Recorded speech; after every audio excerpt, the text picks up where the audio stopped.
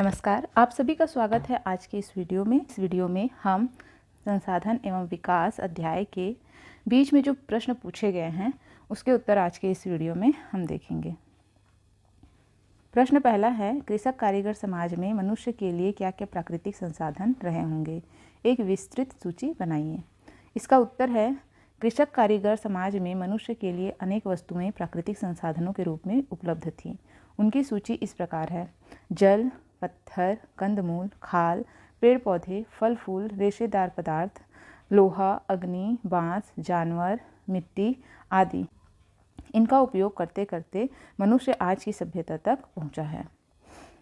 प्रश्न दूसरा है, पिछले 10,000 वर्षों में मानव समाज का प्राकृतिक संसाधनों के साथ रिश्ता कैसे कैसे बदला है? तो इसका उत्तर देखिए। पिछले 10,000 वर्षों में मनुष्य ने अनेक नई तकनीकों का सहारा लेकर विभिन्न वस्तुओं का निर्माण किया।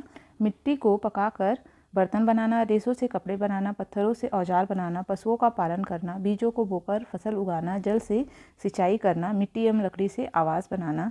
इस प्रकार प्राकृतिक संसाधनों के साथ उसका रिश्ता बदलता गया और मानव समाज का विकास होता गया। प्रश्न तीसरा है, प्राकृतिक संपदा किस प्रकार संसाधन बनती है? उदाहरण देकर समझाइए। इसका उत्तर है, जमीन, जंगल, पानी ये प्राकृतिक संपदा है। मनुष्य ने इसे ईश्वर का वरदान समझकर इनके अनुचित उपयोग पर रोक लगाई। धीरे धीरे मनुष्य ने जमीन का उपयोग खेती के लिए किया, पानी पीने के साथ सिंचाई के प्रयोग में लाने लगे। पानी को पीने के अलावा किस में उपयोग करने लगे? सिंचाई में करने लगे। जंगलों से लकड़ी छाल एकत्र कर झोपड़ियां बनाई। कंदमूल का प्रयोग खाने के लिए करने लगे। इस प्रकार प्राकृतिक संपदा उनके लिए संसाधन बनती गई। अगला प्रश्न है, प्राकृतिक संपदा के बारे में कबीलाई समुदाय में क्या सोच थी और वे उनका उपयोग किस तरह करते थे? उत्तर है, प्राकृतिक संपदा के बारे में कबीलाई समुदायों में सोच थी कि ये ईश्वर के वरदान स्वरूप हमें मिले हैं। इनसे हमको आजीविका मिलती है, किंतु इसका अनुचित उपयोग हमें नहीं करना चाहिए। उनकी इसी सोच के कारण प्राकृतिक संसाधन सब लोगों तक पहुँच सका है। ठीक है, कबीलाई समुदाय मतलब कि जो जंगल में रहने वाले लोग हैं, आदिवासी लोग हैं, उन्हें कबीलाई समुदाय कहा गया है। तो वो प्रकृति का उपयोग एक सीमा तक करते हैं जितनी उनकी ज़रूरत है, और वे प्रकृति को ईश्वर के समान पूजा भी करते हैं। प्रश्न पांचवा है, औद्योगिक समाज का प्राकृतिक संपदा के प्रति क्या सोच है? क्या वे भी इस संपदा का उपयोग आदिवासी समाज की तरह ही करते हैं? तो इसका उत्तर है, औद्योगिक समाज का प्राकृतिक संपदा के प्रति यह सोच है कि इसके धरती पर असीम भंडार है। असीम मतलब कि असीमित, बहुत अधिक भंडार है। जितना चाहे इसका उपयोग हम कर सकते हैं। इससे समाज में उत्पादन की क्षमता बढ़ेगी, रोजगार बढ़ेंगे, औद्योगिक विकास होगा। ऐसा जो औद्योगिक समाज है उसकी सोच है। परंतु जो आदिवासी समाज है इसे प्रकृति का उपहार समझकर संतुलित उपयोग पर जोर देता है। औद्योगिक समाज ने उनके विपरीत दोहन करना प्रारंभ कर दिया है। इसीलिए जितना भी पर्यावरण प्रदूषण जो हो रहा है यह इन्हीं सब चीज़ों का नतीजा है। वे सब प्राकृतिक संसाधन के दोहन का ही नतीजा है। प्रश्न छठवां है, आज हमारे सामने प्राकृतिक संपदा के उपयोग के लिए किस किस तरह के विचार हैं? इसका उत्तर है, औद्योगिकरण के कारण प्राकृतिक संपदा का दोहन तेजी से हो रहा है। अंधाधुंध उपयोग के कारण प्राकृतिक संपदा के भंडार समाप्ति के कगार पर हैं। प्राकृतिक संपदा के उपयोग के लिए एक विशेष नीति निर्धारण की आवश्यकता है। प्राकृतिक संपदा के पुनः चक्रीकरण पर विचार करना आवश्यक है। प्राकृतिक संपदा के उपयोग और उसकी प्राप्ति की मात्रा में कोई तालमेल नहीं है। जल, भूमि, वायु सभी की उपयोगिता का स्वरूप, मात्रा, उपयोग का आधार, प्रदूषण से बचाव ये हमारे विचारणीय बिंदु होंगे, तभी भविष्य सुरक्षित होगा। तो हमें प्राकृतिक संपदा के उपयोग के लिए एक नियम बनाना चाहिए, नीति निर्धारण करना चाहिए कि हमें किस प्रकार उनका दोहन करना है और किस हद तक करना है। तभी तो हम अपनी प्राकृतिक संपदा की सुरक्षा भविष्य के लिए कर सकते हैं। प्रश्न सातवां है, आप इनमें से किसे प्राकृतिक संसाधन मानेंगे? कारण सहित चर्चा कीजिए। नदी का पानी, बोतल में बंद मिनरल वाटर, डीजल, सिलेंडर में भरा ऑक्सीजन, खनिज तेल, संगमरमर, मुर्गा, गन्ना आदि। तो इनमें से देखिए, उत्तर में प्राकृतिक संसाधन है नदी का पानी, डीजल, खनिज तेल, संगमरमर। ये प्रकृति से हमें प्राप्त होते हैं। उपरोक्त की प्राप्ति प्रकृति से हुई है, इसलिए ये प्राकृतिक संसाधन माने जाएंगे। नदी धरातल पर बहने वाली प्राकृतिक स्रोत है। और डीजल परतदार चट्टानों के बीच पाए जाने वाले खनिज तेल से बनता है। खनिज तेल परतदार चट्टानों के बीच पाई जाने वाली वनस्पति व जीव जंतुओं के अवशेष से प्राप्त होता है। ठीक है, खनिज तेल से ही हमें क्या मिलता है? डीजल मिलता है।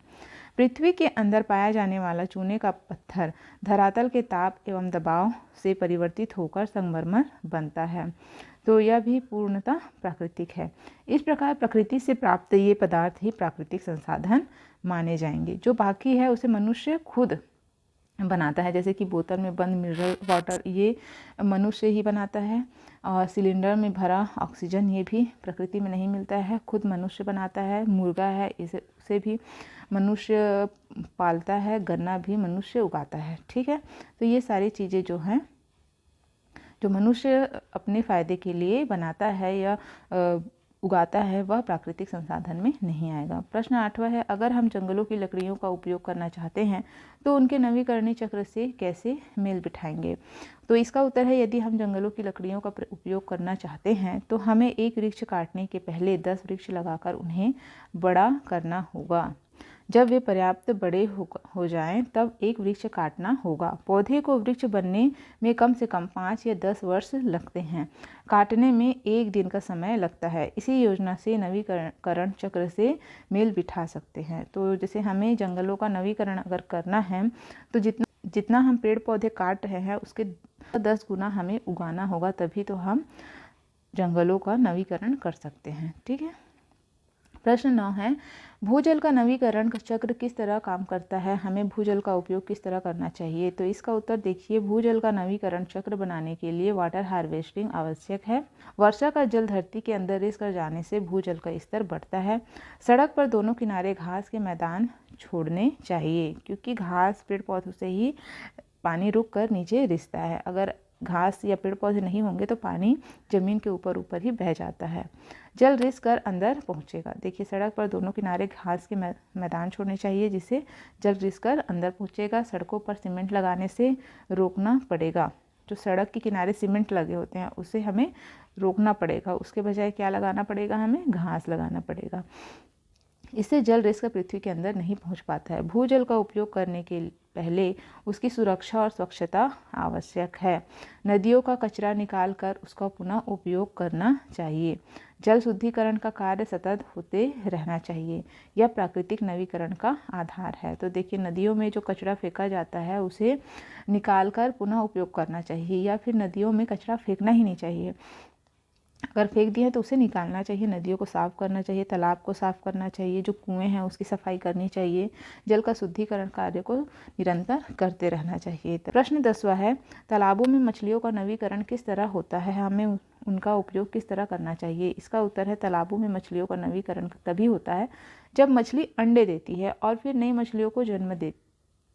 मछलियों का जन्म होता है। हमें मछली पालन के तालाब का पानी स्वच्छ रखना चाहिए। तालाब में कीटनाशक का प्रयोग जहाँ तक हो सके नहीं करना चाहिए, क्योंकि जल प्रदूषण से मछलियाँ तो मरती हैं, किंतु कीटनाशक के प्रयोग से मछली खाने वाला भी मर सकता है। देखिए, जल प्रदूषण अगर है तो उससे मछलियाँ मरेंगी, लेकिन अगर हम कीटनाशक का प्रयोग करते हैं तो मछलियाँ उसे खाएगी और मछली को जो खाने वाला है वह भी मर सकता है। इसलिए स्वच्छता और प्रदूषण विहीन जलाशय का उपयोग आवश्यक है। प्रश्न 11 है, रासायनिक खाद और कीटनाशक मिट्टी के प्राकृतिक नवीकरण की प्रक्रिया को कैसे प्रभावित करते हैं? तो इसका उत्तर देखिए, रासायनिक खाद डालने से मिट्टी में क्षार की मात्रा बढ़ जाती है। इससे मिट्टी प्रदूषित हो जाती है। कीटनाशक के डाले जाने से आसपास के प्राणी कीट पतंगे भी मर जाते हैं। इससे प्रदूषण का खतरा बढ़ जाता है। इससे मिट्टी का प्राकृतिक नवीकरण नहीं होता, अपितु प्रदूषण बढ़ जाता है। मिट्टी के प्राकृतिक नवीकरण के लिए एक तो फसल चक्र बनाकर खेती करें, या एक बार बोकर भूमि को दूसरी बार परती छोड़ दें, जिससे मिट्टी का नवीकरण होगा। ठीक है। प्रश्न 12 है, पता करें देश में सौर ऊर्जा का उपयोग कहाँ कहाँ हो रहा है? तो इसका उत्तर है, देश में सौर ऊर्जा का उपयोग कारखानों में, उद्योग धंधों में और घरों में हो रहा है। इससे लकड़ी, कोयला, खनिज तेल और बिजली की बचत के साथ प्राकृतिक ऊर्जा स्रोत का प्रयोग करने से श्रम बचत धन बचत और स्वच्छता बनी रहती है। प्रश्न 13 है, क्या विद्युत उत्पादन के लिए हमें कोयले पर निर्भर रहना चाहिए? इसके विकल्प क्या हो सकते हैं? तो इसका उत्तर देखिए, विद्युत उत्पादन के लिए हमें कोयले पर निर्भर रहना ठीक नहीं है, क्योंकि कोयले के भंडार समाप्त हो रहे हैं, क्योंकि कोयला क्या है? अनवीकरणीय संसाधन है। इसका विकल्प परमाणु ऊर्जा हो सकता है। यूरेनियम, थोरियम का भंडार का पता लगाकर उससे विद्युत उत्पादन का कार्य करना चाहिए। नाभिकीय ऊर्जा, आप लोगों ने पढ़ा होगा ऊर्जा के प्रकार में, उसमें एक नाभिकीय ऊर्जा भी आता है, जिसमें एक रिएक्टर में यूरेनियम के बड़े परमाणुओं को छोटे परमाणुओं में तोड़ा जाता है। इससे ऊर्जा उत्पन्न होती है, जिसका उपयोग हम विद्युत उत्पादन में कर सकते हैं।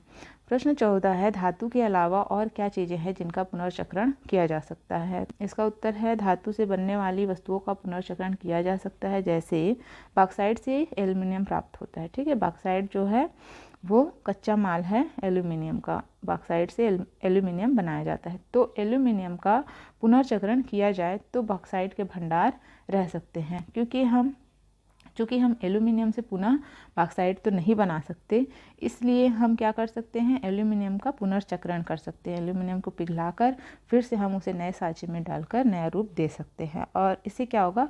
बॉक्साइट का जो भंडार है वह बच सकता है। प्रश्न 15 है, भूजल के लिए पुनर्भरण और दोहन के बीच संतुलन बनाना क्यों जरूरी है? इसका उत्तर है, विकास के कारण प्राकृतिक संसाधनों के लिए खतरा उत्पन्न हो गया है। उद्योग धंधों और कारखानों के कारण नदियां गंदे नालों में बदल रही है। बढ़ते नगरों और कारखानों से जल आपूर्ति भी प्रभावित हो रही है। भूजल ही एकमात्र पानी का स्रोत रह गया है। हमें जल के बेवजह उपयोग पर नियंत्रण करना होगा, ताकि भविष्य में जल के संकट से बचा जा सके। वाटर हार्वेस्टिंग की प्रक्रिया से जल पुनर्भरण का कार्य आवश्यक हो गया है। इसके द्वारा ही पुनर्भरण और दोहन के बीच संतुलन बना सकते हैं। प्रश्न 16 है, एंडोसल्फान के उपयोग को रोकने के लिए न्यायालय तक जाना क्यों आवश्यक समझा गया है? इसका उत्तर है, एंडोसल्फान के उपयोग से मानसिक और शारीरिक विकलांगता, दिल और तंत्रिका तंत्र की बीमारियों से किसान और मजदूर गंभीर रूप से प्रभावित होने लगे। यहाँ तक कि इसके प्रभाव से मछली, कौवे, पक्षी, कीट पतंगों की संख्या भी घटने लगी। अंततः इसके छिड़काव पर रोक लगाने के लिए लोगों को न्यायालय तक जाना पड़ा। न्यायालय के आदेश से छिड़काव पर रोक लगी और सरकार को प्रभावित लोगों को मुआवजा देना पड़ा। 17 है, पता करें आपके क्षेत्र में एंडोसल्फान का प्रयोग होता है या नहीं? तो इसका उत्तर है, हमारे क्षेत्र में एंडोसल्फान का उपयोग नहीं किया जाता है। हमारे क्षेत्र में कीटनाशक के रूप में गौमूत्र निर्मित दवाइयों का अभी प्रयोग बढ़ रहा है। प्रश्न 18 है, हमारे घर में प्रतिदिन कचरा निकलता है, इसमें से कुछ दोबारा उपयोग में लाया जा सकता है, उसकी सूची तैयार करें और उसके बारे में लिखें। तो इसका उत्तर है, हमारे घर में प्रतिदिन निकलने वाले कचरे में कागज़ के टुकड़े, चाय पत्ती, सब्जियों के छिलके मुख्य हैं। इन्हें दोबारा प्रयोग में लाया जा सकता है, जो इस प्रकार है। पहला देखिए, कागज़ के टुकड़े से हम कागज़ के टुकड़ों को भिगाकर कूटकर सजावट की चीज़ें बना सकते हैं। चाय पत्ती से इसे धोकर गुलाब के पौधे में डाल सकते हैं। तीसरा है सब्जियों के छिलके, तो इन छिलकों को सुखा लिया जाए, सूखने पर पीसकर मिट्टी में मिलाकर खाद में प्रयोग किया जाए। तो इस प्रकार हम कचरों का पुनः उपयोग कर सकते हैं। प्रश्न 19वां है, आपके क्षेत्र के नवीकरणीय संसाधनों के कुछ उदाहरणों के बारे में लिखिए। इसका उत्तर है, हमारे क्षेत्र के नवीकरणीय संसाधन में प्लास्टिक, कांच के टुकड़े, लोहे की छड़, अनाज के छिलके मुख्य हैं। प्लास्टिक से डामर, कांच से मंजा, लोहे की छड़ों से ढलवा लोहा, चावल के भूसे से खाद्य तेल आदि का कार्य हो रहा है। प्रश्न 20 है, संसाधनों के समुचित उपयोग के बारे में मिलकर एक पोस्टर तैयार कीजिए। तो ये जो प्रश्न है इसको आपको खुद बनाना होगा। इसमें क्या बताना है कि संसाधन है उसके क्या उपयोग है। देखिए, आपको पोस्टर बनाना है। संसाधन का हम क्या क्या उपयोग करते हैं। अपशिष्ट पदार्थ है, इससे हम उपयोगी पदार्थ बनाते हैं, तो वो कौन कौन से उपयोगी पदार्थ है उसके बारे में आपको बताना है। खनिज से हम कौन कौन सी नई वस्तुएं बनाते हैं। सब्जियां और फल हैं, इसका खाद्य निर्माण की जो प्रक्रिया है उसके बारे में पोस्टर बनाना है। प्रश्न 3 है, क्या 30 वर्ष बाद भारत के लिए सौर ऊर्जा एक प्रमुख स्रोत बन सकता है? तो इसका उत्तर है हाँ, 30 वर्ष बाद सौर ऊर्जा भारत के लिए एक प्रमुख स्रोत बन सकता है, क्योंकि अन्य जो स्रोत है अनवीकरणीय ऊर्जा स्रोत हैं और ये कम होते जा रहे हैं, जो हमारी आवश्यकता को पूर्ण नहीं कर पा रहे हैं। ऐसे में सौर ऊर्जा ही दीर्घकालीन स्रोत बन सकता है।